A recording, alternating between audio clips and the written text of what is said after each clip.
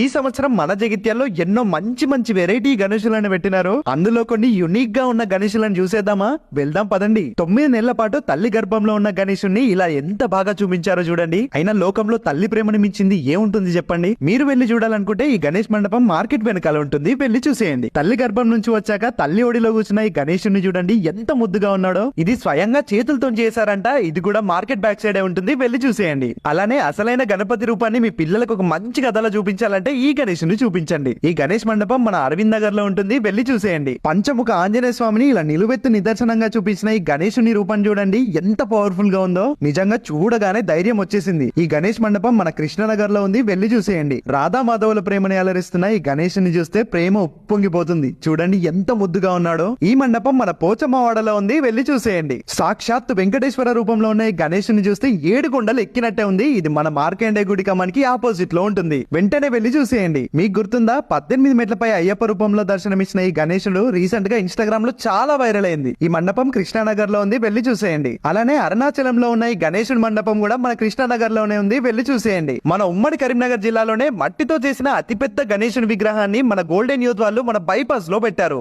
చాలా బాగుంది, వెళ్లి చూసేయండి. ఇంకా ఎన్నో మంచి మంచి గణేశుల్ని ఈ సంవత్సరం పెట్టారు. మీరు చూసిన యునిక్ గణపతులు